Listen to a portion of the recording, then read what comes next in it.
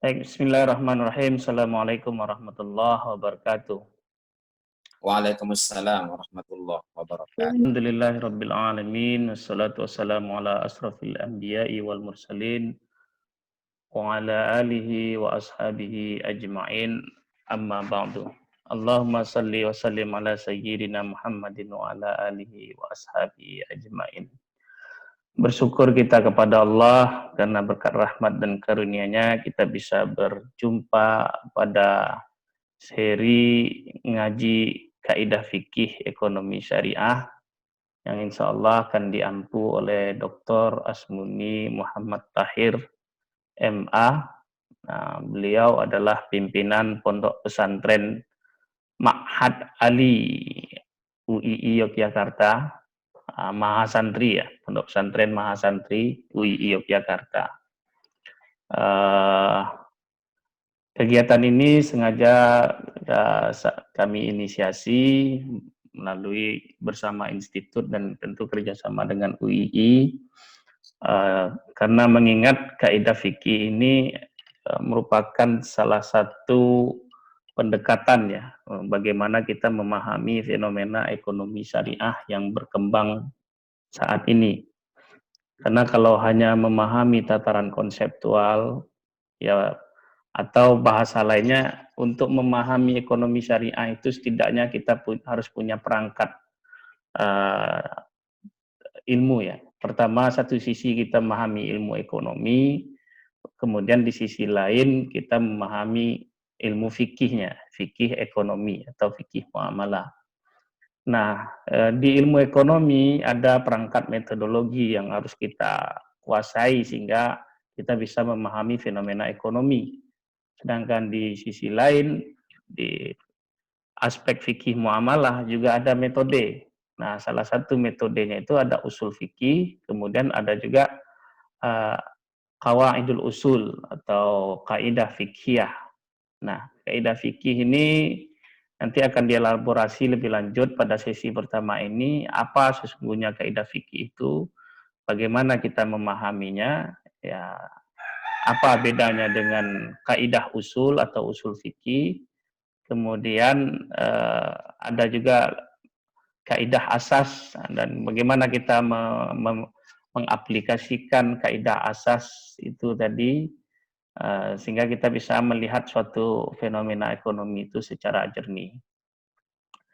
Kemudian ya tentu salawat dan salam buat junjungan kita Nabi besar Muhammad Sallallahu Alaihi Wasallam karena berkat petunjuk atau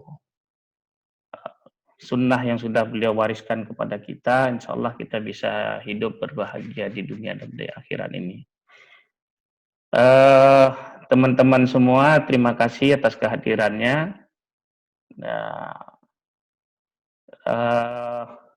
tadi saya sudah menyinggung siapa pemateri kita, selain saat ini merupakan pimpinan Pondok Pesantren Mahasantri UII Yogyakarta.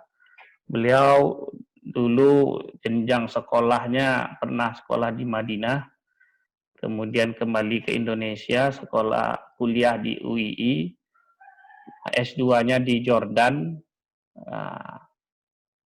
kemudian kembali lagi ke Indonesia dan S3-nya selesai di UIN Sunan Kalijaga.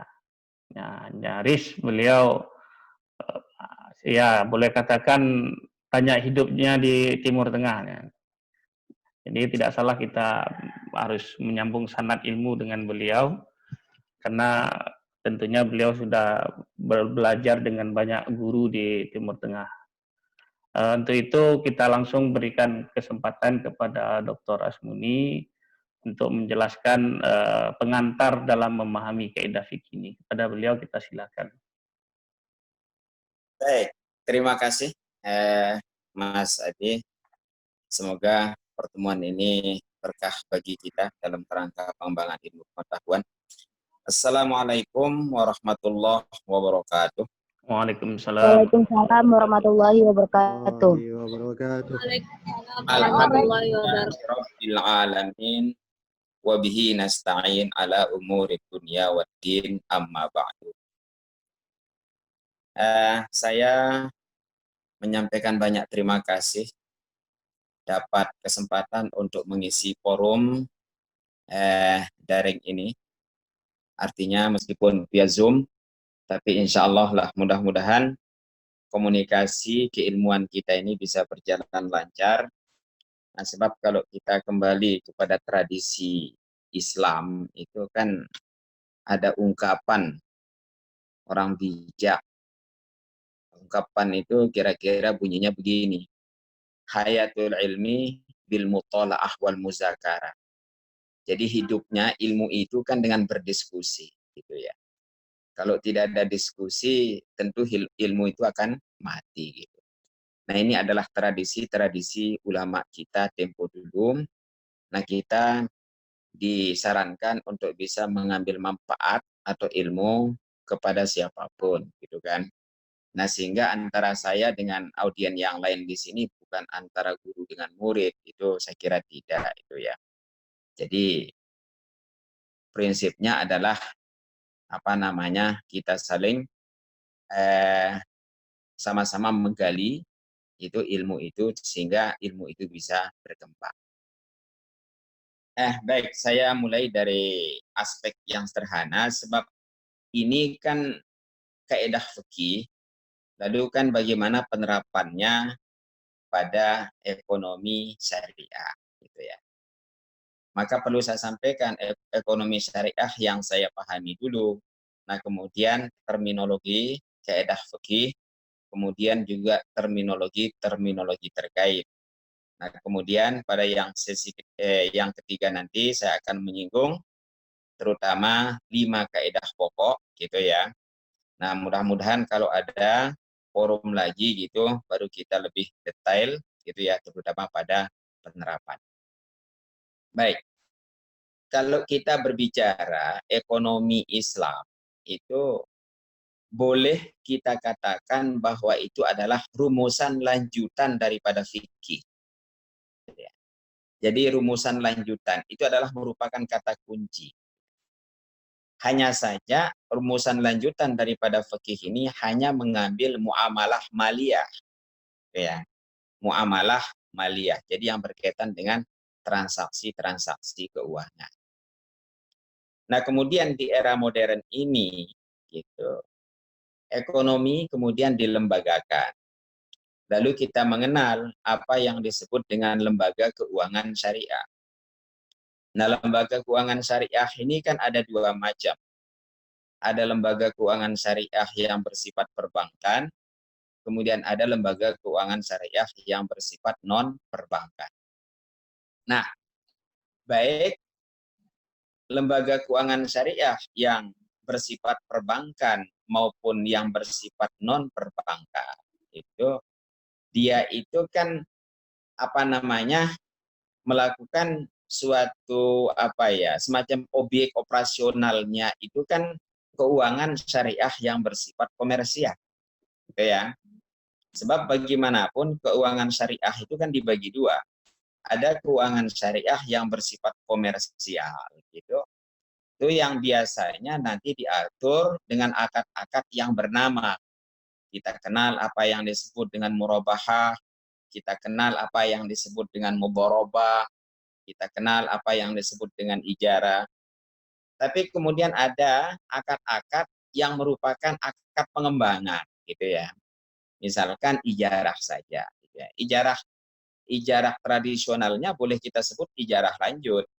Tapi kan kemudian ada ijarah multijasa, ada ijarah muntahiyah bitamlik, dan lain sebagainya. Nah, itu kan menjadi ranah lembaga keuangan syariah, baik yang bersifat perbankan maupun yang bersifat non-perbankan. Nah, ini itu yang menjadi objek akadnya itu kan keuangan syariah yang bersifat komersial. Gitu ya.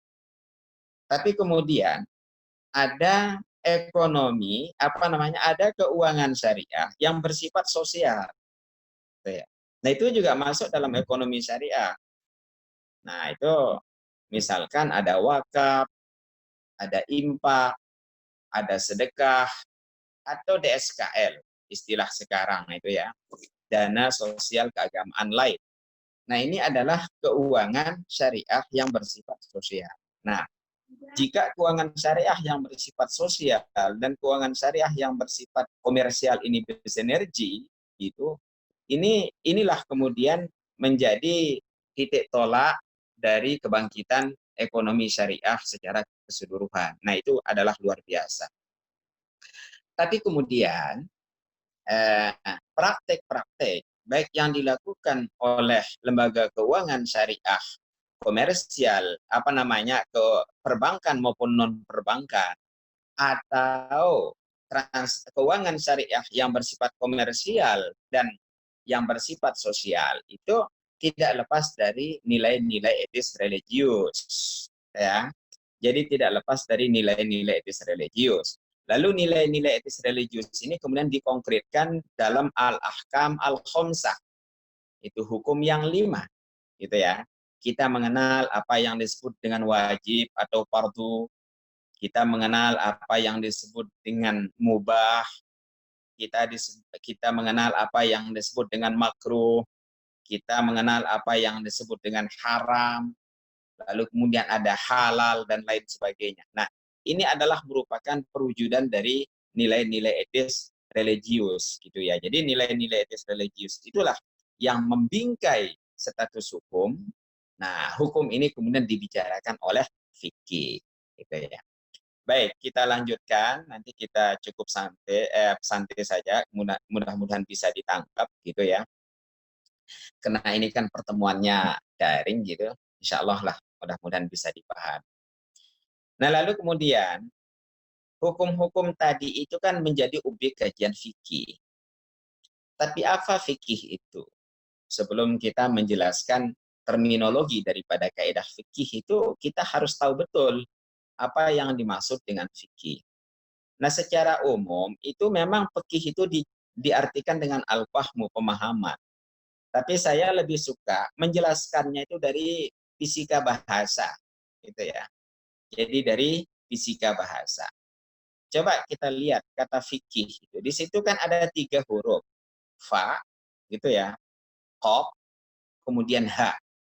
Nah, kalau misalkan kita lihat itu fa, gitu, itu adalah suara, gitu ya. Suara yang datang dari permulaan mulut. Fa, gitu ya. Fa. Suara yang datang dari permulaan mulut itu. Jadi para ulama itu mengatakan sautun ya'ti min bidayatil fam. Jadi suara yang muncul dari permulaan mulut itu fa. Nah, lalu kemudian huruf yang kedua kan qaf, qi. Itu qi. Jadi qaf itu adalah suara itu fonem yang datang dari pertengahan tenggorokan. Nah, dia akan pertengahan tenggorokan. Nah, kemudian huruf yang terakhir di situ adalah ha, gitu ya. Ha itu menurut para ulama itu kan datang dari nihayatul khanjarah, gitu ya. Jadi ujung dari tenggorokan, gitu ya. Ujung dari tenggorokan, kemudian dia itu akan sampai di dada, gitu ya. Makanya kalau tradisi saya itu di kampung di sana itu ha seperti itu disebut ha dada, gitu ya. Mengapa? Sebab memang keluarnya itu dari dada itu, gitu ya. Nah, sekarang fiqh, gitu kan. Berarti mulai dari permulaan mulut, gitu, kemudian di tenggorokan, kemudian di dada itu. Apa maksudnya di sini? Gitu. Maksudnya adalah memang fikih itu merupakan pemahaman mendalam, gitu ya, pemahaman mendalam. Tapi suatu pemahaman yang mendalam ini tentu berangkat dari realitas, fenomena. Nah itu. Jadi fenomena itu kan bisa kita lihat, gitu kan. Bisa kita lihat, lalu kemudian kita kaji. Kita kaji, gitu. Setelah kita kaji, lalu kemudian kita tetapkan hukumnya. Nah, oleh karena itu, fikih itu adalah hukum produk pemahaman mendalam. Kalau kita ingin mendefinisikan fikih itu secara sempit.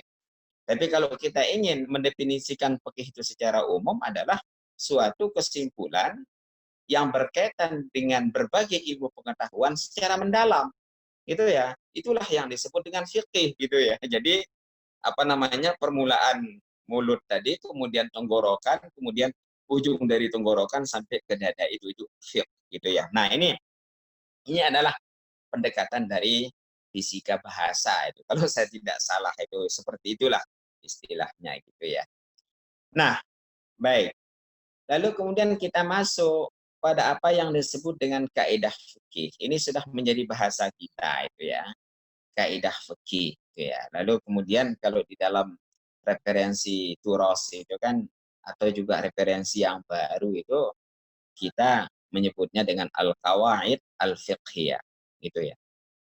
Nah, jadi ada kawaid fiqhiyah, kemudian ada kawaid usuliyah. Kemudian juga ada teori-teori fikih. Teori fikih itu disebut dengan nazariyat fiqhiyah. Kemudian ada juga yang disebut dengan nazariyat tasyri'iyah, teori-teori yang berkaitan dengan hukum. Itu ya, teori-teori yang berkaitan dengan hukum. Nah, baik. Kalau kita berbicara kaidah fikih gitu ya, atau al-qawaid, bentuk tunggalnya adalah kaidah. Saya kira secara bahasa itu banyak artinya di situ. Tapi arti yang dikehendaki di sini itu adalah al-asas, ya, al-asas dasar, ya, dasar. Nah, lalu kemudian dasar itu kan ada yang bersifat maknawi, ada yang bersifat hissi, gitu ya. Misalkan dasar negara itu adalah Pancasila, itu maknawi di situ. Jadi dasar fikih atau kaidah fikih itu dalam pengertian maknawi, gitu ya. Karena ada juga dasar dalam pengertian hissi, misalkan dasar rumah atau pondasi rumah, gitu kan. Itu kan hissi, jadi bisa diraba kan, bentuk konkret. Nah, tapi kalau kita berbicara kaidah fikih di sini adalah asas atau dasar yang bersifat maknawi di situ. Nah, kemudian kalau kita menghubungkannya dengan kata fikih atau kaidah-kaidah fikih itu, saya kira definisinya cukup banyak, tuh ya. Definisinya cukup banyak. Salah satu ulama guru saya itu, kebetulan saya dulu itu pernah menimba ilmu beberapa tahun di madrasah Salatiyah di Mekah, gitu ya Mas Adi. Jadi saya itu di Mekah bukan di Madinah ya, sebab level saya kan masih level-level mutawasitah lah gitu ya. Jadi sanawiyah kalau istilahnya di kita itu. Syekh Abdullah Lahji ini adalah seorang ulama terkenal dari Yaman, dan karya beliau meskipun tidak tebal ya, tapi cukup menjadi referensi beberapa pemikir yang berkaitan dengan kaidah fikih ini gitu ya. Nah, jadi di situ saya kira definisi itu cukup banyak. Tapi kalau kita ingin memahami kaidah fikih dengan definisi yang sederhana, saya kira cukup kita mengatakan bahwa kaidah fikih itu kan hukum umum. Hukum umum yang berkaitan dengan fikih tentunya, yang bisa diterapkan ke dalam berbagai kasus. Jadi bisa diterapkan ke dalam berbagai kasus. Apa yang disebut dengan berbagai kasus di sini ya, kasusnya itu bisa ibadah, gitu ya, bisa toharah, gitu ya, bisa muamalah, bisa jinayah, seluruh apa namanya objek fikih itu bisa diterapkan kaidah fikih.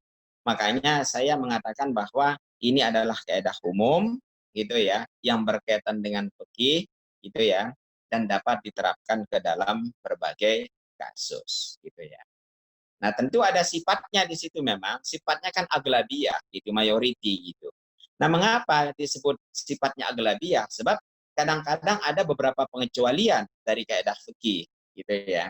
Pengecualian dari kaidah fikih ini diistilahkan oleh para ulama itu kan dengan al-mustasnayat, gitu ya. Nah, ini juga bisa kita elaborasi itu nanti. Jadi, tapi ketentuan-ketentuan yang bersifat umum ini dapat menjangkau berbagai berbagai kasus. Atau ada juga yang mendefinisikannya, saya kira mirip dengan apa yang saya sampaikan. Peraturan-peraturan umum yang digunakan untuk menjustifikasi kasus-kasus yang belum disentuh oleh nas. Maksudnya nas Al-Quran dan nas hadis gitu. Nah, jadi itu yang disebut dengan peraturan-peraturan yang yang digunakan untuk hukum bagi kasus-kasus yang baru yang belum disentuh oleh nas.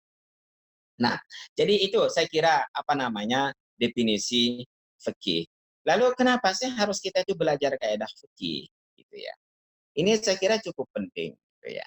Untuk mengetahui mengapa kita itu harus belajar kaidah fikih padahal kita itu sudah belajar fikih. Jadi begini, kalau kita belajar fikih itu mungkin butuh waktu yang cukup lama, gitu ya. Sebab kita tahu bahwa para ulama kita itu menyusun fikih itu kan jarang yang satu jilid itu. Jarang satu jilid itu. Andaikan ada yang satu jilid itu saya kira kadang-kadang 400 halaman, 500 halaman gitu ya. Lalu kemudian fikih itu bisa 2 jilid, bisa 3 jilid, bahkan ada yang 30 dalam berbagai mazhab itu. Itu bisa dibayangkan kalau kita belajar dari jilid 1 sampai jilid 30, terus masing-masing jilid itu kira-kira 300 atau 400 halaman itu saya kira waktunya itu nyaris tidak cukup gitu kan. Apalagi sekarang ini gitu kan, materi-materi yang harus kita pelajari itu kan banyak gitu kan. Nah, oleh karena itu, lalu kemudian para ulama itu menetapkan kaidah terutama untuk kasus-kasus yang masih yang masih memiliki kemiripan atau keserupaan gitu ya. Makanya tidak oleh Imam Suyuti itu kan buku yang dibuat itu kan Al-Ashbah wan Nazair gitu ya. Jadi al-asbah itu mungkin kalau kita terjemahkan keserupaan gitu ya, kemiripan gitu dan kesepadanan. Nah, jadi kasus-kasus yang memiliki kemiripan dan kesepadanan itu nanti akan dijustifikasi oleh satu kaidah saja, gitu ya. Itu oleh satu kaidah saja, gitu. Nah, sehingga karena kaidah fikih ini sifatnya akan menghukum atau akan menjadi hukum dari berbagai kasus yang memiliki kemiripan dan kesepadanan tadi, maka kemudian para ulama itu mengatakan bahwa fungsi daripada kaidah fikih itu adalah ar-rabit atau robitah, jadi pengikat, gitu ya, pengikat. Gitu. Jadi kita itu ketika kita itu berhadapan dengan berbagai kasus, gitu, kita tidak harus membuka fikih, tapi cukup kita justifikasi dengan misalkan al-umur bimaqasidiha misalkan ya nantilah kita coba contohkan gitu atau kita akan menggunakan kaidah al-masyaqqatu tajlibut taysir atau mungkin kaidah-kaidah turunan gitu ya sebab kaidah fikih itu kan ratusan tapi yang paling penting dari kaidah itu kan ada yang 5 itu itulah yang dikenal dengan panca kaidah gitu ya atau al-qawaid al-khamsah. Nah, jadi fungsi daripada kaidah fikih itu adalah ar-rabit atau rabitah itu menghimpun kasus-kasus yang memiliki kemiripan dan kesepadanan itu. Nah, kemudian nanti kalau ada pertanyaan, sumber kaidah fikih itu apa? Gitu ya. Nah, ini kan kebanyakan para ulama itu mengatakan bahwa kaidah fikih itu sumbernya adalah fikih itu sendiri. Gitu ya. Jadi akan berbeda dengan kaidah usul fikih. Meskipun gitu ya, kaidah fikih itu ada yang juga disebut ada juga sekaligus kaidah usul gitu kan. Seperti al-adatu muhakkamatun misalkan itu kan kaidah fikih. Kaidah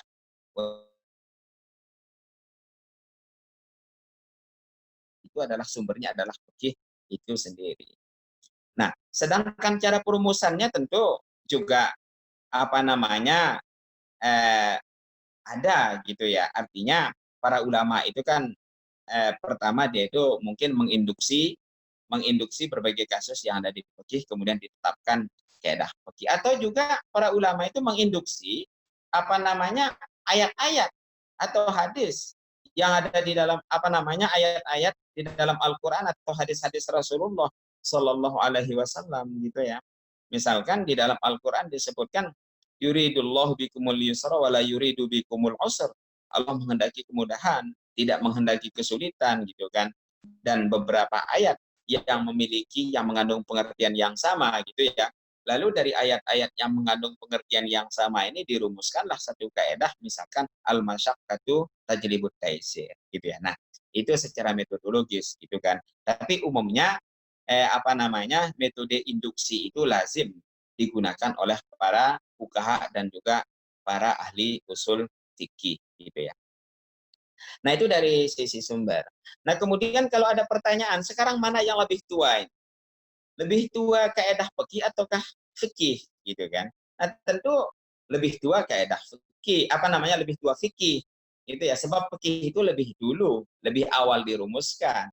Sedangkan kaidah fikih itu kan muncul kemudian, gitu ya, muncul kemudian. Nah, gitu. Sehingga fikih itu lebih tua daripada kaidah fikih. Nah, adapun kegunaannya seperti yang saya katakan tadi adalah hukum umum itu, tapi akan berbeda dia dengan kaidah usul, gitu ya. Nah, kalau kaidah usul ini kan kegunaannya adalah sebagai pedoman dalam berijtihad, gitu ya. Itu pedoman dalam berijtihad. Nah, sehingga dia itu nanti kalau kaidah usul itu sumbernya adalah Al-Quran dan Sunnah, gitu ya. Meskipun juga para ulama dalam merumuskan kaidah usul itu menggunakan metode induktif, gitu, atau nalar induksi, gitu ya. Tapi secara fungsional itu dia berbeda. Itu adalah pedoman ijtihad. Sedangkan yang namanya kaidah fikih ini adalah dia sudah hukum itu. Hukum. Cuma sifatnya umum dan bisa diterapkan pada kasus-kasus kekinian. Tapi kasus-kasus itu harus memiliki kesepadanan dan kemiripan. Gitu ya. Nah, itulah bedanya antara kaidah fikih dengan kaidah usul. Nah, sehingga kaidah usul itu lebih tua daripada fikih, sebab kaidah usul dulu baru turun menjadi fikih. Nah, kemudian dari fikih itu lalu turun menjadi kaidah fikih. Nah, dari sisi sumber pun juga itu berbeda, gitu ya. Jadi dari sisi sumber. Baik, ini mudah-mudahan dipahami. Lalu kita lanjutkan, gitu ya. Kita lanjutkan. Lalu kaidah fikih ini memang dibagi oleh para ulama, itu ada sifatnya kaidah-kaidah yang sangat universal gitu, seperti kaidah yang 5 itu. Kemudian ada kaidah yang hanya diterapkan ke dalam 3 atau 4 kasus gitu, 4 bab fikih gitu. Tapi ada juga kaidah fikih yang hanya bisa diberlakukan pada satu bab fikih. Misalkan kaidah fikih hanya dalam ibadah saja, atau bab fikih hanya dalam muamalah saja, atau kaidah fikih hanya dalam jinayat saja, gitu ya. Nah, ini sebetulnya kaidah fikih pada level yang paling yang terakhir gitu ya. Tapi para ulama ada yang menyebutnya itu kalau hukum umum itu hanya bisa diterapkan dalam satu bab fikih, misalkan bab muamalah saja gitu, atau bab jinayat saja, itu namanya dawabit fikhiyah gitu ya, atau dawabit fikih gitu ya. Tapi kita saya kira hanya sekedar tahu saja istilahnya itu. Ya, tapi sesungguhnya itu sebetulnya adalah kaidah fikih juga, cuma ruang lingkupnya itu lebih sempit gitu ya, lebih sempit.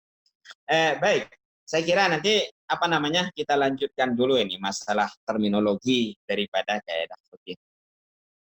Lalu kemudian kita juga mengenal apa yang disebut dengan nazariyat fikih, gitu ya. Ini teori-teori fikih, gitu ya.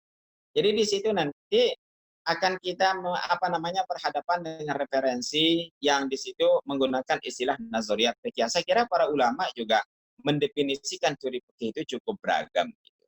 Tapi untuk memudahkan kita untuk memahami itu, saya ingin mengatakan bahwa yang disebut dengan teori fikih itu adalah suatu pembahasan topik tertentu, gitu ya, pembahasan topik tertentu yang berkaitan dengan fikih gitu, lalu secara komprehensif dan tuntas, gitu ya. Jadi pembahasan topik tertentu yang berkaitan dengan fikih secara komprehensif dan tuntas. Nah, itulah yang disebut dengan teori fikih, gitu ya. Nah, jadi nanti Anda bisa mengatakan di situ misalkan begini, gitu ya. Ada orang menulis buku akad dalam Islam misalkan. Itu sebetulnya teori akad. Atau dalam bidang politik misalkan ada orang menulis asyura fil Islam. Musyawarah di dalam Islam, itu berarti teori syuro di situ. Atau ada yang menulis buku al-mal fil Islam, gitu ya, harta di dalam Islam, itu maksud dia itu adalah teori tentang harta, gitu ya. Nah, jadi kalau teori fikih itu adalah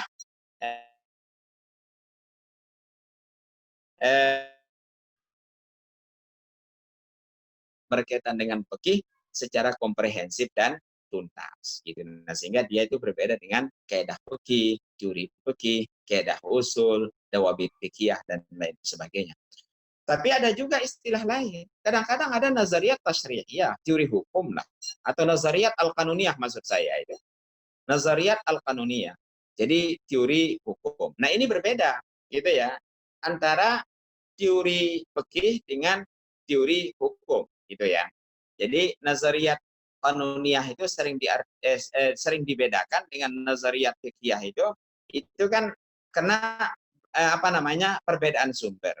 Nah, kalau hukum Islam itu kan bersifat robbani, gitu ya. Sedangkan hukum positif itu kan bersifat insani. Berarti ada perbedaan terutama pada nilai-nilai etis religius itu, gitu ya. Jadi al-qiyam, gitu ya, al-qiyam, nilai-nilai, gitu ya. Sehingga di dalam fikih itu kan di situ ada thawab, ada pahala, kemudian juga ada dosa, kemudian ada pembalasan di akhirat nanti. Misalkan kalau yang berdosa itu maka akan disiksa. Nah, ini yang disebut dengan nilai-nilai implikasi daripada pelanggaran terhadap nilai-nilai etis religius itu.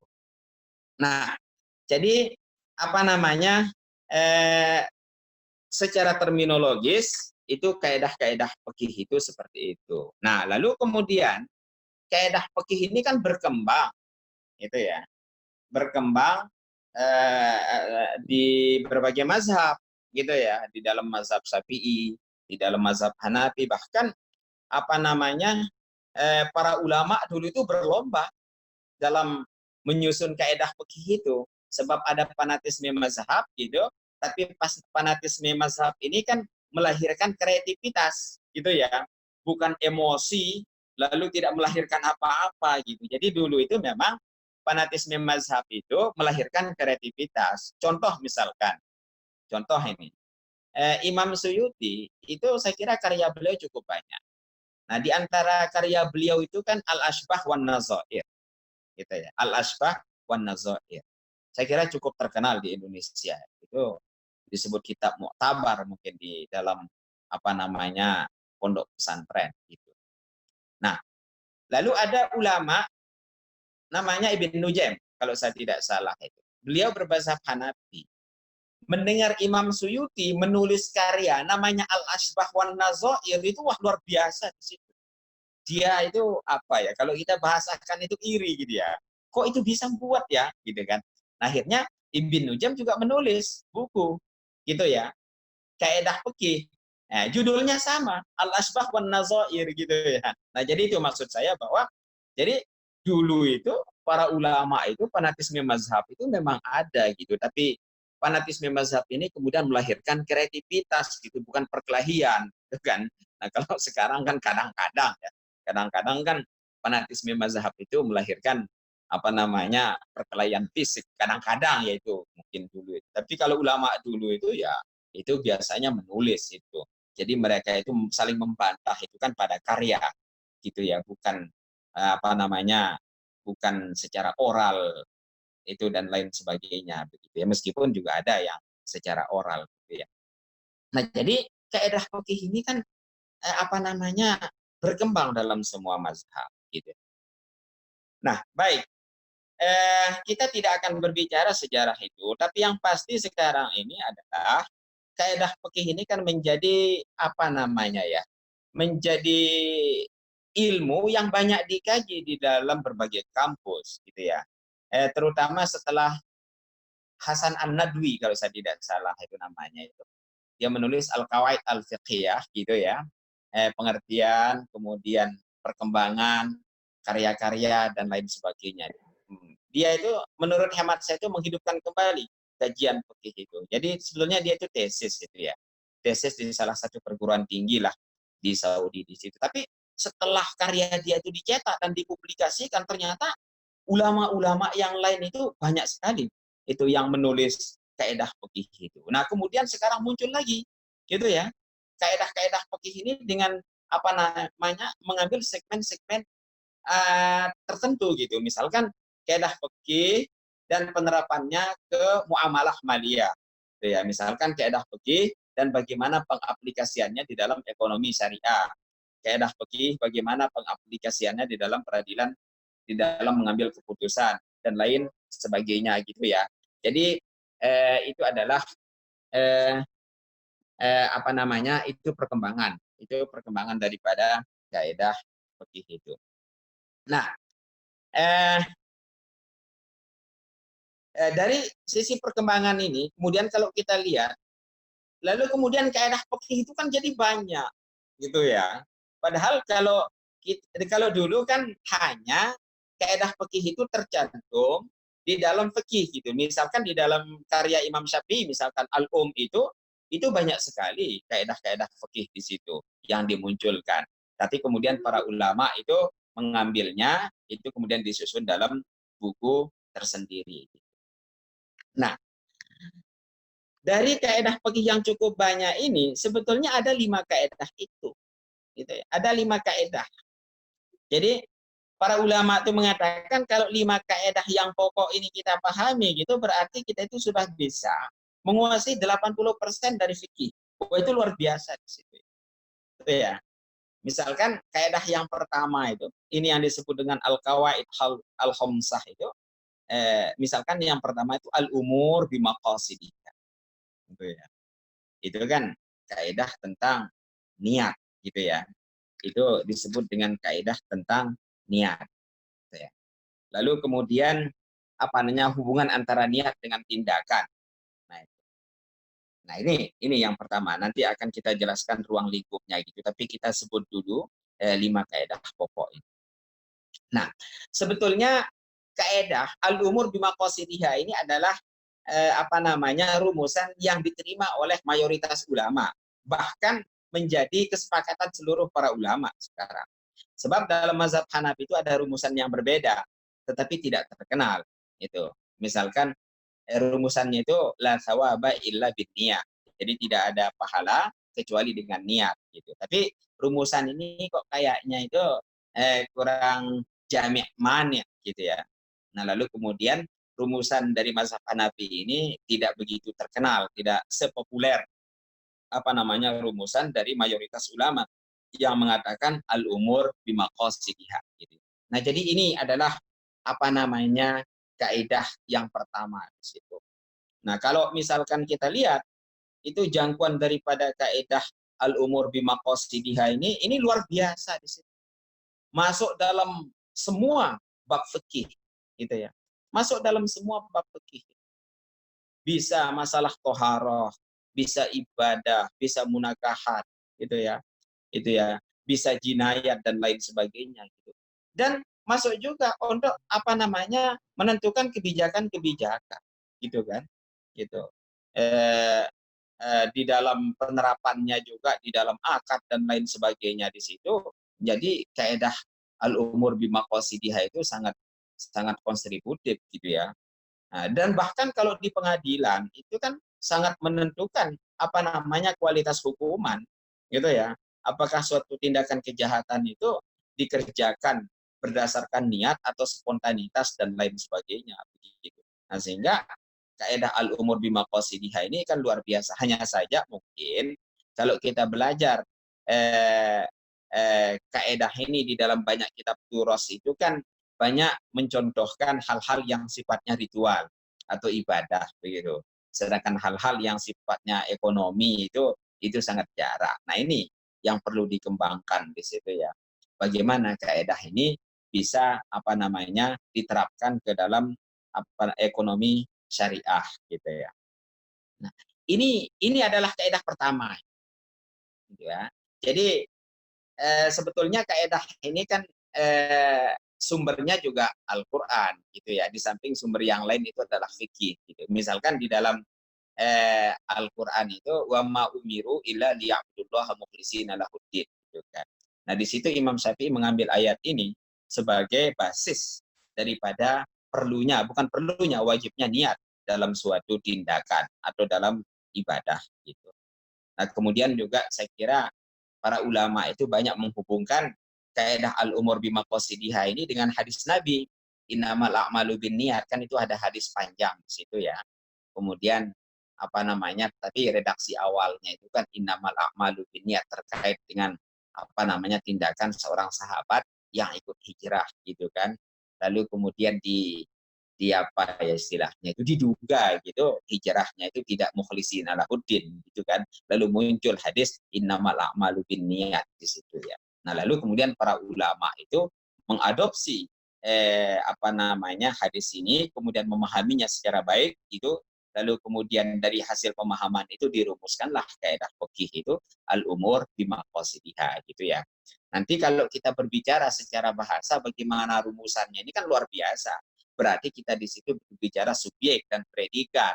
Itu ya di dalam ilmu. Maaf tadi terputus Pak, suara jaringan Bapak lagi ini tadi. Lanjutkan Pak, lanjutkan. Baik, dari mana putusnya Mas kira-kira? Dari ulama mengambil innamal a'malu binniyat sebagai dasar dari kaidah al-umuru bimaqasidiha atau la sawaba illa binniyah. Baik, baik. Baik, saya ulang. Saya kira bagus ya. Jadi ada rumusan kaedah-kaedah asasiyah itu 5 itu ya. Yang pertama adalah al-umur bimaqasidiha gitu ya. Nah, jadi rumusan al-umur bimaqasidiha ini adalah rumusan yang diterima oleh hampir semua ulama untuk tidak mengatakan ijma. Gitu ya. Nah, sebetulnya kalau rumusan dari mazhab Hanafi itu ada yang lain tapi tidak populer. Rumusannya adalah la thawaba illa binniyah. Kan tapi tidak populer kan? Bahkan di dalam mazhab Hanafi yang terkenal adalah al-umur bimaqasidiha. Nah, lalu pertanyaannya adalah dari mana kaidah al-umur bimaqasidiha ini diambil gitu. Nah, jadi di dalam Al-Qur'an itu kan antara lain misalkan disebutkan wa ma umiru illa liya'budullaha mukhlishina lahuddin. Ini kan ayat yang menjadi pedoman Imam Syafi'i yang mengatakan bahwa niat itu apa namanya wajib gitu kan. Nah, kemudian juga ada pendapat termasuk pelafalannya gitu kan. Saya kira itu pendapat yang terkenal lah di dalam kitab fikih gitu kan. Tapi ada lagi hadis Nabi ini yang selalu dihubungkan dengan kaidah ini. Innamal a'malu binniyat. Hadisnya cukup panjang. Hadis itu terkait dengan adanya seseorang atau seorang sahabat yang ikut hijrah, tapi diduga dia itu ada maksud lain, gitu ya. Nah, itu adalah sebab urut daripada hadis ini. Lalu Nabi mengatakan innamal a'malu binniyat. Nah, lalu para ulama itu mencoba memahami hadis ini secara mendalam dan komprehensif gitu ya. Dipelajari secara oleh ulama itu. Apa kira-kira maksud daripada hadis ini? Oh, ternyata gitu hadis ini luar biasa. Lalu para ulama kemudian merumuskan kaidah fikih yang diadopsi dari hadis itu dengan rumusan al-umur bimaqasidiha. Gitu ya. Jadi segala sesuatu itu tergantung pada niatnya, atau kita terjemahkan itu hubungan antara niat dengan tindakan. Nah, hubungan antara niat dengan tindakan ini kan itu luar biasa. Jadi begini, kalau ada yang mau mengembangkan supaya kita ini memang harus kita itu mendengar apa yang disebut dengan teori motif. Nah, teori motif mungkin di di ilmu hukum atau apa itu ya mungkin ya. Nah, jadi itu di dalam bahasa Arab itu memang ada istilah nazariyatul ba'if. Ya, teori motif ba'if gitu ya. Nah, sebetulnya antara teori motif dengan al-umur bimaqasidiyah ini bisa disinergikan gitu ya. Nah, nanti kalau kita itu misalkan ingin merumuskan teori motif perspektif al-umur bimaqasidiyah itu atau al-umur bimaqasidiyah perspektif teori motif itu, saya kira akan menjadi kontribusi yang luar biasa gitu ya. Itu jadi ini saya kira para pendengar yang saya hormati dan saya banggakan ini dikembangkan di situ. Mulai dari yang sederhana saja, mungkin pertama ya skripsi gitu ya. Nanti dikembangkan menjadi tesis. Nah, nanti ujung akhirnya itu menjadi disertasi. Itu luar biasa, kita ungkap gitu ya. Sebab di sini kejeniusan gitu ya. Para fuqaha itu, ulama-ulama kita secara keseluruhan itu luar biasa, dan itu bisa mengalahkan teori-teori hukum yang berkembang kemudian gitu ya, terutama teori hukum positif gitu ya. Nah, jadi demikian itu al-umur bimaqasidiyah itu bisa kita hubungkan dengan teori motif, dan kaidah ini berlaku umum pada semua aspek pada semua kasus gitu ya, termasuk juga nanti ketika kita itu mengambil keputusan di pengadilan misalkan sebagai hakim dan lain sebagainya. Nah, baik. Nah, jadi itu adalah uraian daripada al-umur bimaqasidah sebagai pengantar saja nih. Kalau kita masuk ke ranah ekonomi langsung itu nanti saya kira pada sesi yang lain. Ini kita kenalkan dulu 5 kaidah ini. Nah, kemudian ada kaidah yang kedua dan juga cukup terkenal di situ. Al-yaqin la yazulu bisyak, gitu kan. Keraguan dan kepastian. Gitu. Jadi keyakinan itu kan tidak bisa dihilangkan oleh suatu keraguan. Gitu ya. Jadi ada hubungan antara di sini maksudnya adalah keraguan dan kepastian. Jadi ketika klaim subjektif gitu ya dari seseorang, klaim subjektif daripada seseorang, saya kira cukup membantu kita juga dalam mengambil keputusan, gitu ya. Tapi kita tidak boleh berangkat dari subjektivitas individu itu. Tetap kita cari misalkan bukti yang lain sehingga keputusan itu tetap menjadi objektif gitu ya. Nah, jadi aturan ini juga membuang pengaruh ragu yang mengganggu posisi semula, gitu ya. Jadi membuang, misalkan kalau ulama itu kan mencontohkannya itu orang ingin sholat, lalu dia itu ragu apa batal atau tidak, gitu kan. Nah, itu banyak contoh seperti itu. Nah, ini juga memberi pedoman di mana keputusan pribadi dan pembuktian subjektif dibenarkan. Gitu ya. Jadi keputusan pribadi dan pembuktian subjektif itu dibenarkan, gitu ya. Nah, nanti misalkan ada nasabah yang mengatakan bahwa saya sudah ngangsur itu, lalu kemudian pihak bank mengatakan oh belum itu kan, misalnya gitu ya. Itu kita contohkan yang sederhana di situ, gitu ya. Tapi ketika kemudian bank itu tidak bisa membuktikan, gitu ya, lalu kemudian klaim subjektif daripada nasabah, gitu, dan pembuktian klaim pribadi daripada nasabah dan pembuktian subjektifnya itu bisa diterima di situ. Nah, sebab aturan ini sangat berarti pada ketika kontroversi tentang hak dan kewajiban dari para pihak yang bertentangan dalam masalah pembuktian, gitu ya. Nah, jadi itu yang terkait dengan al-yakin la yazulu bisyak, gitu ya. Nah, itu adalah kaidah yang kedua. Nah, lalu ada kaidah yang ketiga. Kaidah yang ketiga itu ad-dararu yuzal. Ad-dararu yuzal. Gitu ya. Tapi sebetulnya kaidah ini terambil dari hadis la darara wala dirar. Tapi banyak juga yang kemudian redaksi hadis itu secara otomatis kemudian menjadi kaidah fikih. Gitu ya. La darara wala dirar. Gitu ya. Tapi kalau diurut dari al-umur bimaqasidah itu ad-dararu yuzal itu. Tapi dalam turunannya nanti justru redaksi hadis itu la darara wala dirar. Ini luar biasa. Terutama kaitannya dengan dunia perbankan atau dunia ekonomi syariah kaidah ini. Itu luar biasa. Gitu ya. Jadi tidak boleh saling merugikan. Gitu ya. Tidak boleh ada bahaya. Wah, dalam dunia peradilan, dalam ekonomi dan lain sebagainya itu kan luar biasa di situ. Contoh misalkan dalam dunia ganti rugi. Ini perlu saya jelaskan sedikit, gitu ya. Saya contohkan misalkan, ini kan sering kasus apa yang disebut dengan hak cipta, gitu ya. Itu hak cipta. Nah, nanti ada pertanyaan, apa Islam itu berbicara tentang hak cipta? Gitu kan. Sekarang itu hak merek dan lain sebagainya begitu ya. Pokoknya hal-hal yang seperti itulah. Nah, ini ingin saya katakan bahwa persoalan hak cipta itu sudah dibicarakan oleh ulama muslim pada abad ke-8 Hijriah. Ada seorang ulama yang nama beliau adalah Imam Al-Qarafi gitu. Gitu ya, Syihabuddin Al-Qarafi.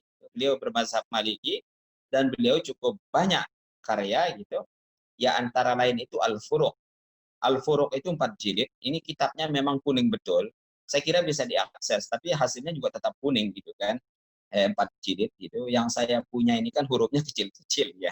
Sebab saya beli langsung dari toko dulu di situ ya. Al-Furuq. Nah, coba.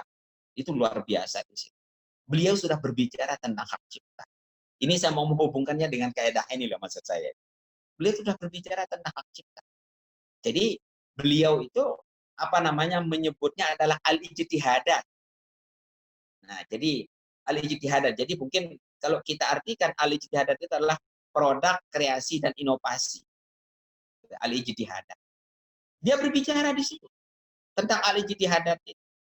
Cuma memang beliau mengatakan tidak bisa diperjualbelikan. Itu loh. Hak tetap sebagai hak, cuma dia tidak bisa diperjualbelikan. Gitu ya. Artinya tidak bisa dikomersialkan. Itu pendapat beliau pada abad ke-8 dulu. Gitu ya. Nah, cuma kemudian bagaimana hak cipta ini? Kan begini, ulama kita itu kan tidak begitu tidak begitu terikat dengan hak cipta itu. Apalagi kaitannya dengan ilmu gitu kan. Tapi kan ulama kita mengatakan kola si ini kan gitu ya. Kan selalu mengatakannya seperti itu. Gitu ya. Tapi mempublikasikannya kan tidak masalah sebab satu di antaranya alasan ulama kita itu adalah litakmimil faidah gitu ya. Untuk menyebarkan manfaat. Gitu ya. Sehingga dia tidak terikat pada hak cipta itu. Itu dulu. Tapi kalau sekarang kan eranya lain gitu ya. Nah, jadi Imam Syahabuddin Al-Karafi ini sudah berbicara tentang al-ijtihadat gitu ya. Al-ijtihadat dalam kitabnya yang kuning betul gitu. Itu saya artikan al-ijtihadat itu adalah produk kreasi dan inovasi. Cuma sayangnya memang beliau mengatakan tidak harus diperjualbelikan gitu kan. Sebab produk ijtihadat itu kan tidak bisa dipisahkan. Ini lagi-lagi ada kias di situ, ada analogi. Nah, karena memang produk ijtihad itu tidak bisa dipisahkan dari orangnya, dari mujtahidnya. Nah, ketika mujtahidnya adalah manusia tidak bisa diperjualbelikan gitu, maka demikian pula produknya. Itulah kata ulama kita tempo dulu. Tapi kan cara berpikir kita sekarang lain, gitu kan? Seperti begini. Pohon durennya itu ada di daerah tertentu, tapi buahnya kan bisa dipasarkan di daerah lain. Oh, dalam kenyataannya antara pohon dan buah kan bisa dipisahkan, gitu kan? Jadi tidak seperti apa yang dikatakan oleh cara nalar ulama kita yang dulu gitu ya. Baik, saya akan lanjutkan tentang produk ijtihadat ini ya. Tapi tidak apa-apa Mas ya, saya minta Mas Aki ngambil ada sebentar. Jas baterai sebentar. Baik, kita lanjutkan. Jadi produk ijtihadat, gitu. Produk kreasi dan inovasi. Tapi ada yang menarik. Apa yang menarik? Yang menarik di situ, beliau berbicara tentang pertanggungjawaban perdata dan pertanggungjawaban pidana. Kaitannya dengan kaidah la dharara wala dirara. Gitu ya. Nah, pertanggungjawaban perdata dan pertanggungjawaban pidana ini tidak hanya menyangkut transaksi. Maksud saya itu begini, pertanggungjawaban perdata dan pidana itu akrab dengan akad, akrab dengan perikatan, atau mungkin akrab dengan akrab dengan perjanjian. Dia berbicara di situ pertanggungjawaban perdata dan pertanggungjawaban pidana. Gitu ya. Jadi kita itu tidak bisa mengatakan kok fikih itu kan tidak berbicara pertanggungjawaban perdata, tidak berbicara pertanggungjawaban pidana. Tidak. Sudah dibicarakan sejak abad ke-8 Hijriah. Beliau misalkan begini.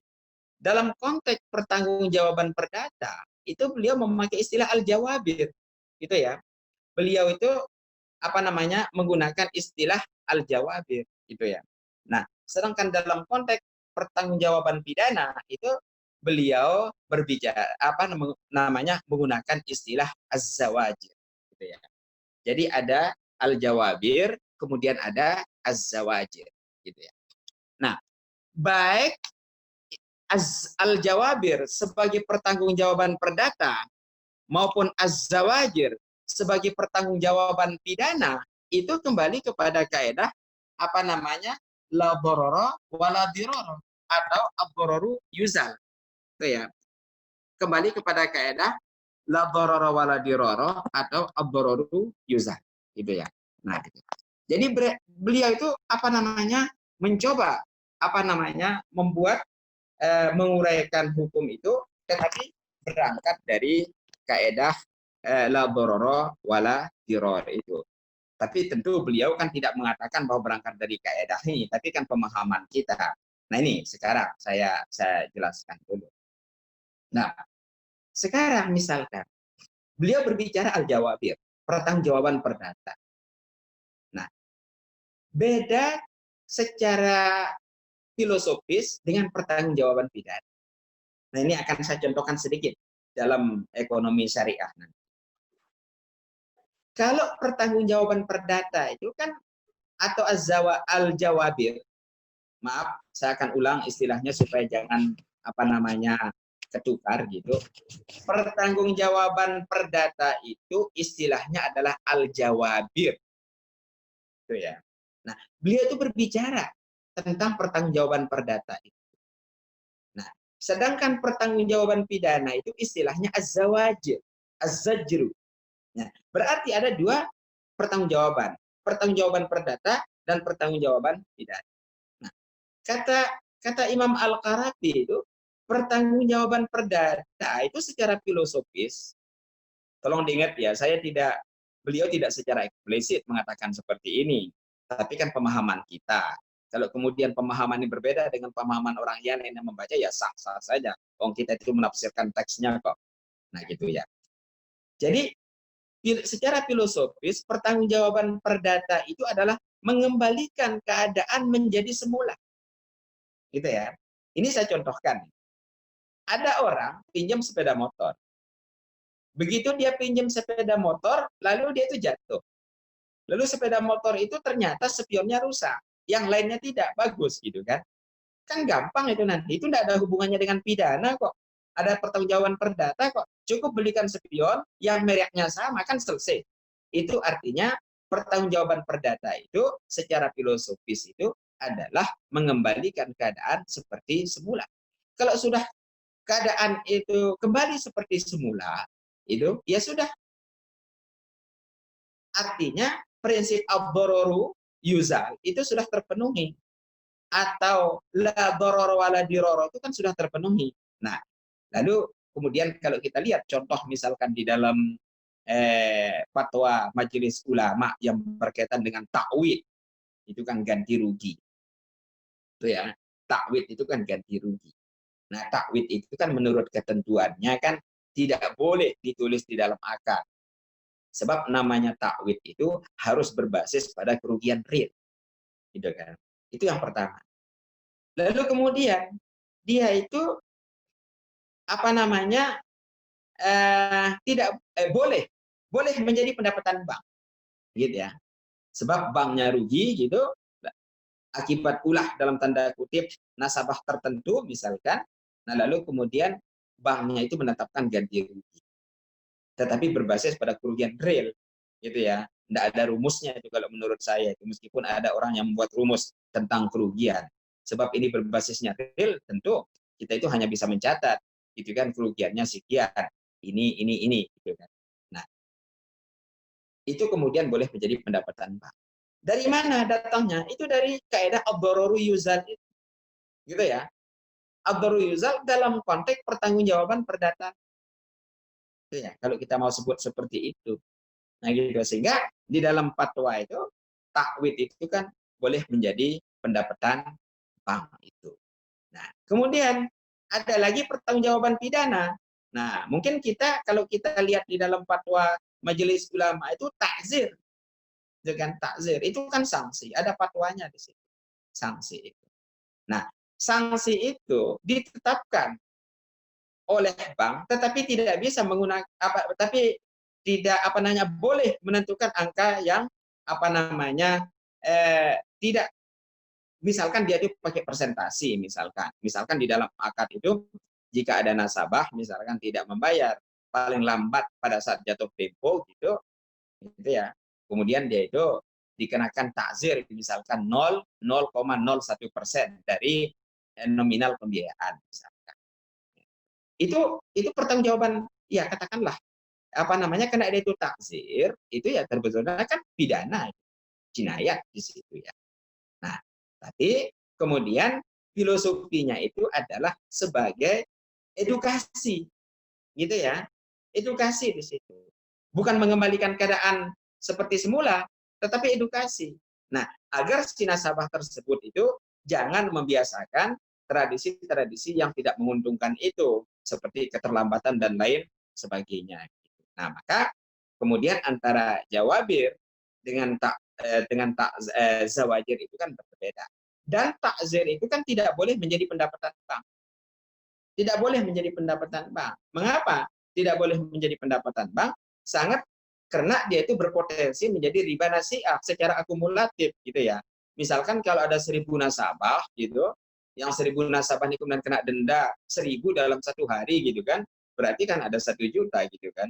Kalau keterlambatan itu kemudian akumulasinya 5 hari dalam bulan yang berjalan gitu, maka kemudian kan banyak. Maka secara akumulatif itu nanti bisa melahirkan riba nasi'ah. Nah, oleh sebab itu fatwanya Majelis Ulama itu namanya takzir itu tidak boleh menjadi pendapatan bank, melainkan dialokasikan ke dana sosial gitu kan, dana sosial. Tapi itu saya kira bisa dikaji gitu. Sebab di mana ya, tapi dalam kasus kredit card gitu ya di negara lain itu kalau terjadi keterlambatan itu tidak dikena takzir, tapi malah takzirnya itu dicabut gitu ya, lalu kemudian di blacklist. Itu saya kira solusi hukum yang lain. Tapi dalam konteks keindonesiaan itu takzir itu ya tidak boleh menjadi pendapatan bank, tapi dia itu secara filosofis adalah edukasi terhadap nasabah. Nah, ini semua itu berangkat dari kaidah ad-dararu yuzal gitu ya. Saya contohkan aplikasi-aplikasi yang sederhana dulu gitu ya. Aplikasi-aplikasi yang sederhana ya. Silakan kalau misalkan nanti kita kembangkan al-jawabi dalam konteks pertanggungjawaban perdata, kemudian berangkat dari kaidah ad-dararu yuzal, itu kan luar biasa. Demikian pula az-zawajir, pertanggungjawaban pidana dalam konteks takzir misalkan itu. Lalu bagaimana penerapannya di perbankan syariah. Nah, itu adalah kaidah yang ketiga. Lalu kemudian ada kaidah yang keempat. Itu kaidah yang keempat itu kan al-masyaqqatu tajlibut taysir. Itu ya. Kesulitan kan harus ditarik menjadi kemudahan. Gitu. Kan tidak boleh orang itu hidup dalam kesulitan, harus ditarik dalam kemudahan. Contoh sederhana saja ini. Contohnya di dalam dunia perbankan itu kan banyak sekali, tapi insya Allah lah ada sesi lain. Tapi yang ingin saya lanjut ke contohkan di sini sederhana supaya mudah dipahami dulu. Coba kita lihat. Sekarang ini kan ngambil uang kan nggak perlu ke bank, cukup di ATM aja. Atau transfer juga kan ada elektronik dan lain sebagainya. Nah, oke lah kita ambil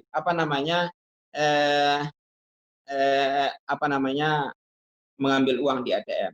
Coba Anda lihat, bukankah ketika kita mengambil uang di ATM itu kan ada akad di situ? Ada akad. Anda pergi ke anjungan itu, gitu ya. Anda masukkan kartu Anda gitu. Lalu di situ kemudian dia minta, gitu ya. Dia minta PIN gitu. Lalu nanti dia nawarkan, Anda ingin pakai bahasa apa? Nah, kalau di Indonesia kan biasanya Indonesia atau Inggris. Nah, tariklah dengan pilihlah bahasa Indonesia. Lalu dia nanya lagi, Anda itu mau apa? Mau narik atau mau lihat saldo? Oh, ternyata narik. Kan gitu ya. Oh, setelah diklik nariknya ada nominal minimal, ada nominal maksimal. Anda pilih yang mana? Kan gitu ya. Lalu dia begitu dipilih itu nanti dia nanya dulu nanti bukti transaksinya dicetak atau tidak. Nah, sekarang coba bayangkan. Fikih itu kan berbicara bahwa antara pihak yang melakukan akad itu kan harus yang berakal. Gitu ya. Sementara antara manusia dengan mesin anjungan itu kan tidak berakal, itu mesin anjungan. Kan mesin gitu. Gitu kan. Kan mesin. Tetapi kenapa harus dibolehkan? Nah, kalau tidak diperbolehkan kan repot. Sebab di bank nanti hanya mengambil 200.000, antriannya bisa nomor 30 atau nomor 20 kan akan menghabiskan waktu yang cukup banyak. Maka di sini dianggap memberatkan. Gitu kan. Jadi ada masyakkah di situ, apalagi mahasiswa. Jam kuliah jam 8 gitu ya. Kalau dia ke bank antri cuma mengambil 200.000 gitu, harus antri setengah jam atau 1/4 jam, kan terlambat kuliahnya nanti. Mereka cukup mampir aja di ATM langsung. Nah, mengapa? Itu jangan dicari hukum akad dengan ATM di kitab-kitab fikih, sebab itu bisa dipastikan tidak ada. Sebab ATM itu kan belum ada ketika ulama kita itu berbicara tentang apa namanya, tentang fikih, terutama di era klasik itu. Tapi cukup kita justifikasi dengan apa yang disebut dengan al-masyaqqatu tajlibut taisir. Itu contoh sederhana di situ, ya. Itu adalah contoh yang sederhana. Nah, kemudian satu lagi, gitu ya. Satu lagi, gitu ya. Saya tidak tahu nanti apakah ada dialog, gitu ya. Gitu. Sebab kita, kalau saya tidak salah, disetting sampai jam 9. Gitu ya. Ada satu lagi kaidah, al-adatu muhakkamatun di sini. Al-adatu muhakkamat. Ini luar biasa tuh kaidah. Luar biasa kaidah. Coba kalau kita lihat, gitu ya. Coba kita lihat. Praktek-praktik muamalah yang dibakukan oleh Al-Quran dan juga dibakukan oleh hadis, kan sebetulnya praktek muamalah bangsa Arab tempo dulu. Tetapi praktek itu baik, terpuji. Contoh misalkan mudharabah. Itu kan praktek yang terpuji. Maka kemudian di dalam hadis, itu kan membakukan sistem itu. Kalau di dalam Al-Quran kan tidak ada tentang mudharabah itu. Tidak ada. Sedangkan buku-buku yang berbicara tentang mudharabah itu kan lalu kemudian melegitimasinya dengan ayat Al-Quran. Itu ya, yang berkaitan dengan bepergian. Itu mungkin cara berpikirnya kalau bisnis itu kan selalu bepergian gitu kan. Maka kemudian dicarilah ayat yang berkaitan dengan bepergian. Sebetulnya tidak begitu relevan kalau menjustifikasi mudharabah dengan ayat yang berkaitan dengan bepergian. Itu ya. Tapi mudharabah itu kan direkam oleh hadis. Artinya praktik faktual yang ada pada masa Nabi. Gitu. Praktik faktual yang ada pada masa Nabi. Lalu kemudian muncul pertanyaan. Gitu ya. Pertanyaannya apa? Nah, pertanyaannya adalah bagaimana praktik-praktik faktual yang ada di negara kita gitu kan. Sebab sistem gade yang ada di daerah tertentu di Indonesia itu tentu akan berbeda dengan sistem gade yang ada di Timur Tengah gitu kan. Nilai-nilai etisnya bisa kita formulasikan, kemudian praktiknya bisa kita kembangkan. Lalu dari mana legitimasinya? Legitimasinya daripada al-adatu muhakkamatun. Nah, barangkali urian saya ini tidak cukup, tapi ingin saya tambahkan itu begini. Sekarang kan banyak kita itu mengembangkan fikih dari maqasid syariah. Lalu kemudian istilah maqasid itu kan diterjemahkan secara beragam. Gitu ya, bisa subjektif, bisa objektif. Lalu dalam ranah kajian saya kira sangat kompleks gitu ya. Tapi tidak apa-apa, itu bagus gitu. Tapi yang ingin saya katakan, mengapa kita itu tidak mengembangkan hukum, tidak mengembangkan fikih, tapi berangkat dari filsafat fikih, ya. Berangkat dari filsafat fikih. Memang ulama kita itu tidak menyebutkan filsafat fikih. Tetapi fatwa-fatwa dan ketentuan-ketentuan hukum yang dia tawarkan itu sebetulnya secara implisit itu berangkat dari filsafat fikih. Ya. Atau mungkin contoh lain begini. Bakir Sada itu menulis Iqtisaduna dan beberapa karya dia yang lain. Dia di situ sama sekali tidak berbicara tentang istilah filsafat fikih. Seingat saya ya. Mudah-mudahan kalau besok ada yang membaca lalu ada istilah itu, lalu menyampaikan kepada saya kira cukup bagus gitu. Tapi para pemikir mengakui bahwa Bakir Sadar itu mengembangkan hukum, apakah iqtisaduna dan lain sebagainya itu berangkat dari filsafat fikih. Gitu ya. Itu berangkat dari filsafat fikih. Jadi istilahnya tidak banyak ini. Tapi di Timur Tengah itu sudah mulai dikaji di sini. Bagaimana menetapkan hukum berangkat dari filsafat fikih. Lalu apa sih yang disebutkan dengan filsafat fikih itu supaya ini audiens tidak terlalu bingung gitu. Sebetulnya filsafat fikih yang dimaksudkan oleh para pemikir fikih kontemporer ini adalah identik dengan sosiologi fikih. Gitu ya. Jadi filsafat fikih itu adalah identik dengan sosiologi fikih itu. Nah, jadi kalau dia itu misalkan identik dengan sosiologi fikih, maka fikih itu tidak harus bersifat universal. melainkan bersifat lokal, gitu ya. Nah, jadi yang di sana dan di sini itu boleh jadi berbeda dan itu bukan haram. Dan itu bukan haram. Perbedaan itu kan tidak haram kok. Yang penting kan apa namanya argumen-argumen fikihnya itu kan ada.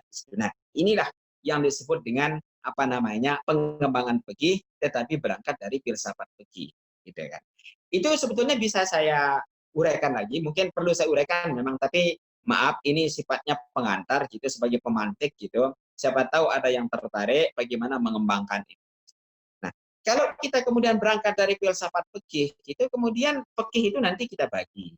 Kita bagi, gitu ya. Bukan bagi dari sisi ruang lingkup, tetapi kita bagi dari sisi pengaplikasian. Nah, misalkan kalau kita itu misalkan membaca suatu ayat, katakanlah wasariqu wasariqatu faqtau aydiyahuma, pencuri laki-laki dan pencuri perempuan itu potonglah tangannya. Itu benar. Itu benar di situ.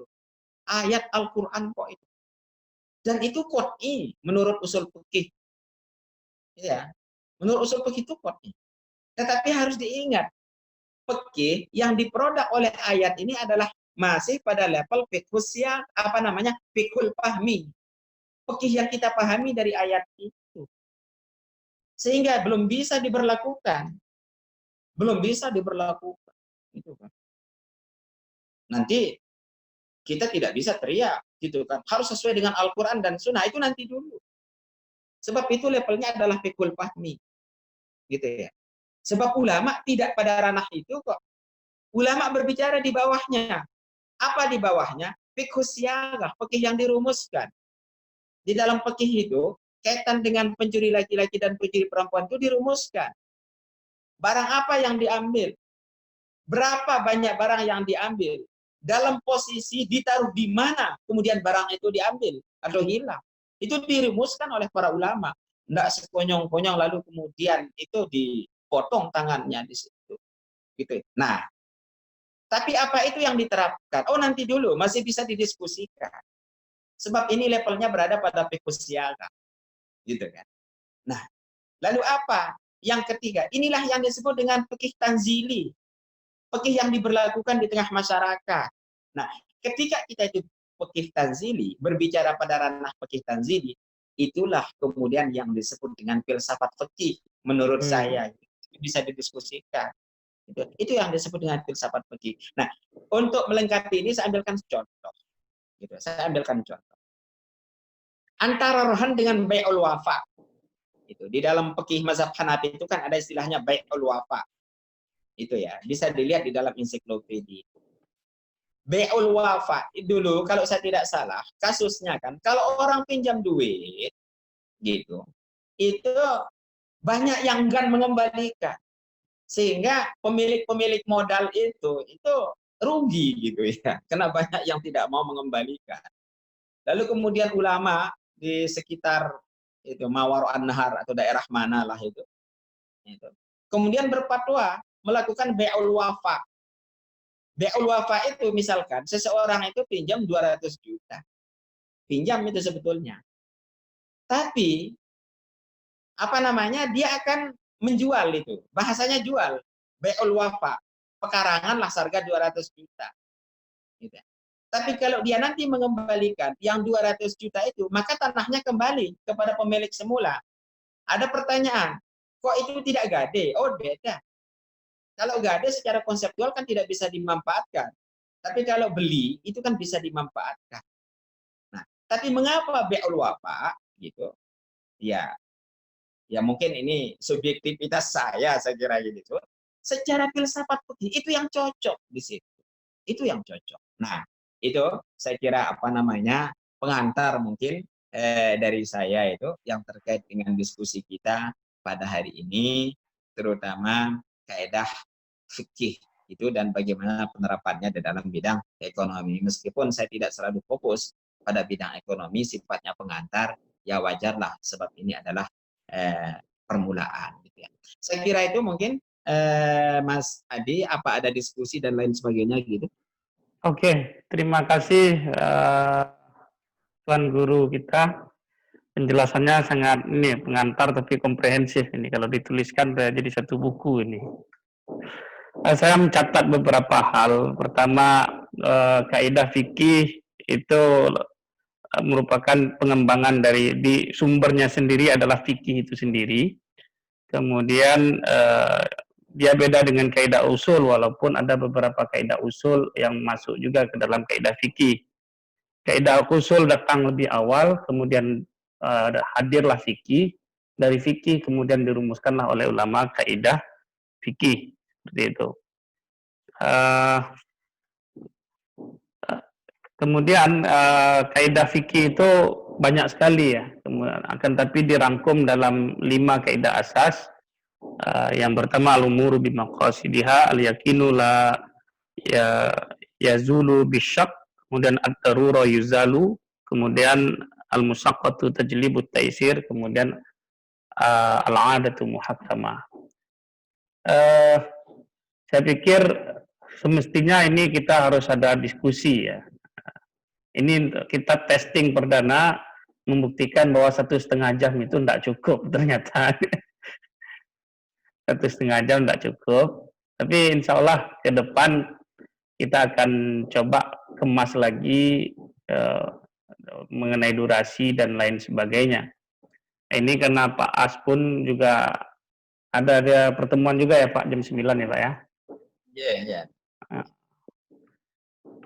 Tapi tidak apa-apa, saya yakin teman-teman bisa menangkap banyak poin dari diskusi kita hari ini, dari kuliah atau ngaji kaidah fikih ekonomi syariah hari ini. Dan saya berharap teman-teman tidak kapok, kita akan buat seri-seri berikutnya, sehingga kita bisa lebih memahami kaidah fikih tadi. Karena seperti yang dijelaskan oleh guru kita tadi, bahwa dengan memahami kaidah fikih ini justru menjadi jalan pintas kita untuk memahami fikih. Karena kalau belajar fikih kita harus buka kitab, ada yang berjilid-jilid, satu jilidnya 300-400 halaman gitu kan.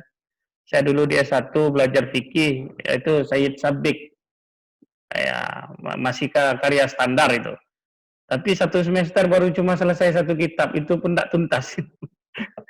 Kalau dituntasin mau dari semester 1 sampai akhir bahasnya Said Sabiq toh.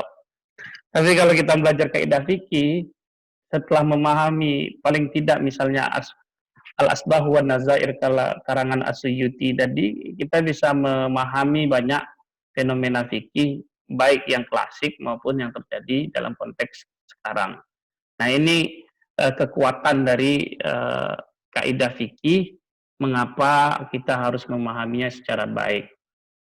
Nah, teman-teman, insya Allah kita akan berjumpa lagi.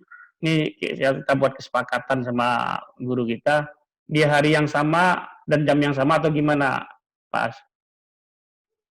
Minggu depan. Ya. Ya, insya Allah lah. Mudah-mudahan tidak ada acara yang mendadak gitu, Mas. Iya, betul. Mudah-mudahan. Ya, kalau ada yang ini kita rescheduling harinya. Yang jelas kita coba membangun tradisi menggunakan teknologi ini kan. Kalau kata guru saya ini, beliau ini guru saya banyak belajar. Dan saya menjadi seperti ini adalah berkat beliau. Kalau nggak ada kata-kata beliau yang paling sakti itu, tugas Mas Adi itu belajar. Urusan uang itu urusan Tuhan. Sampai hari ini saya masih mengimani kalimat yang sedikit itu, dan kalimat yang sedikit itu membawa saya nyaris hampir menyelesaikan S3. Nah, ini kontribusi beliau. Jadi saya sangat hormat ke beliau, dan upaya mengaji kaidah fikih ini dalam rangka menyambung sanad keilmuan. Karena inilah tradisi dari turos kita ya. Nah, kalau enggak kayak gitu, tidak ketinggalan kita. Nah, teknologi yang ada hari ini memang banyak keterbatasan, kita nggak bisa interaktif lebih lanjut. Akan tetapi kalau kita nggak manfaatkan teknologi ini, kita juga akan ketertinggalan jauh gitu loh. Nah, karena pendekatan memahami Al-Quran itu kan ada 2, kalau nggak qiraah ghaibiyah, harus ada juga qiraah al-kauniyah. Pembacaan yang spiritual harus diimbangi dengan pembacaan ilmiah. Nah, kita jadikan yang ilmiah ini sebagai instrumen untuk kita belajar. Di sisi lain kita bisa memperkuat pemahaman kita, keagamaan kita, seperti itu. Karena keterbatasan waktu, mungkin untuk sesi pertama ini kita tidak ada diskusi. Kita minta closing statement dari Tuan Guru kita. Silakan. Baik. Jadi kita sebagai manusia, gitu kan, menurut istilah para ulama kita itu kan orang mukallaf itu tidak bisa lepas dari fikih, tidak bisa lepas dari kontrol fikih. Kita duduk ini ada hukum fikihnya, kita tidur itu ada hukum fikih, kita baru bangun tidur pun ada hukum fikihnya. Alhasil, apapun tindakan kita ada penilaian fikihnya. Nah, oleh karena itu belajar ilmu fikih itu kan merupakan suatu kewajiban. Nah, disitulah relevansi daripada apa yang dikatakan oleh Imam Asy-Syafi'i. Al-ilmu ilmani, ilmu itu ada dua. Ilmu fiqh lil adiyan, ilmu fikih untuk menjadi pedoman hidup kita beragama. Wa ilmu tib lil abdan, dan ilmu kedokteran untuk pedoman kita, terutama juga di saat corona ini, begitu ya. Saya kira demikian posisi daripada ilmu fikih dan kaidah fikih itu. Saya kira demikian dari saya. Mudah-mudahan ada manfaatnya dan lebih kurangnya tentu ada, sehingga saya harus mohon maaf yang sebesar-besarnya. Wabillahi taufiq wal hidayah. Wassalamualaikum warahmatullahi wabarakatuh. Waalaikumsalam warahmatullahi wabarakatuh. Waalaikumsalam.